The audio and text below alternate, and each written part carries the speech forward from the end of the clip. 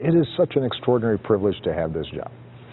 And look, there are times where you get tired. There are times where you're frustrated. That you wonder why you did this? Absolutely. And yet, there has not been a day that I have not walked into the Oval Office and understood that at no point in my life will I ever have the chance to do as much good and make as much of a difference in the lives of people as I do right now. And that's precious.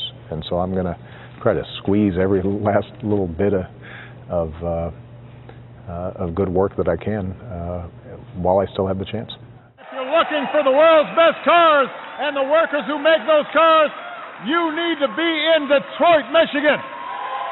The president's visit to Detroit, where he toured the North American International Auto Show this past week, came exactly a year to the day before his successor, whoever he or she may be, will move into the White House, and the Obamas will move out.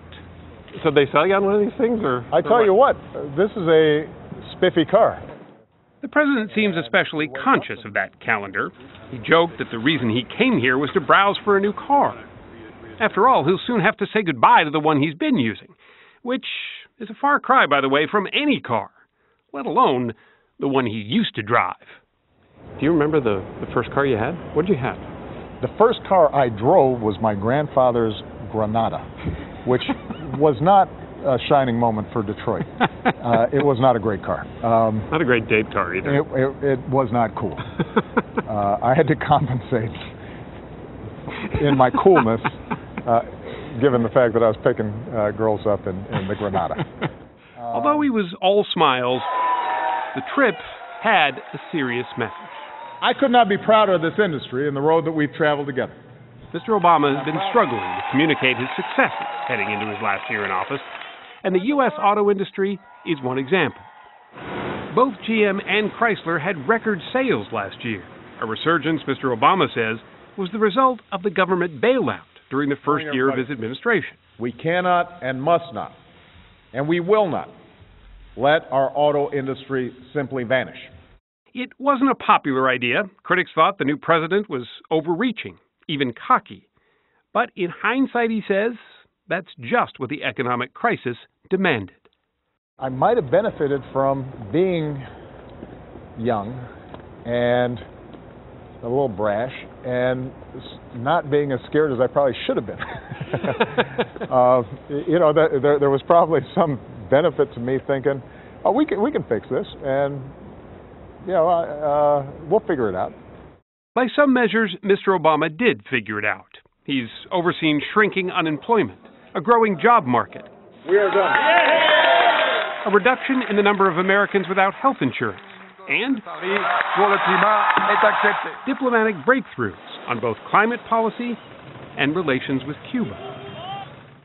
But his foes say those gains have been overshadowed by the rise of ISIS, the trouble in Syria. This active shooter situation is still underway. And terrorism at home. Two of them circling. And what stands out even to his supporters has been his inability to be the unifying force that he had promised. The one thing that gnaws on me is the degree of continued polarization. This has gotten worse over the last several years. And I think that in those early months, my expectation was that we could pull the parties together a little more effectively. Do you wish, in hindsight, that maybe campaigning on that notion of changing the tone in Washington, do you wish you hadn't campaigned as hard on that promise? Well, here's the thing. That's what the American people believe. And that's what I still believe. I believe in change because I believe in you, the American people. And that's why I stand here as confident as I have ever been that the state of our union is strong. His final State of the Union seemed an attempt to remind America that despite the exasperating negativity, the last 7 years have not been as dismal or dysfunctional or as racially divided as his critics maintain. You know, when I hear people say, for example, in the aftermath of Ferguson and some of the other cases, that race relations have deteriorated, they're terrible. I have to say, well, maybe it's just because I'm getting older, but they're not worse than they were after the Rodney King incident in L.A., and they're certainly not worse than they were back in the 50s or the 60s, but we forget. I stand before you today to announce my candidacy for President of the United States of America.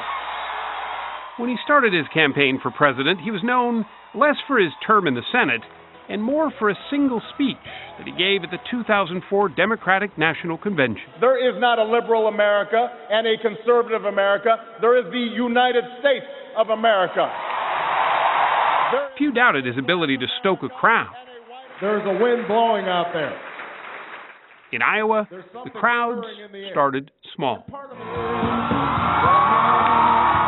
But by the end of 2008, his rallies had grown to sometimes tens of thousands, a celebrity status that his rivals often used against him.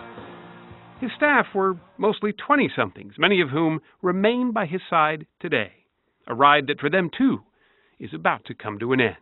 Now they're in their early 30s and they're starting to have families, and I'm got babies, and Uncle Barack's holding them and playing with them and on the floor of the White House, and so I tell them, you know what, when we're on Marine One and we're flying and the Washington Monument's over there and the Capitol's in the background, look up from your smartphone for a second and think about this.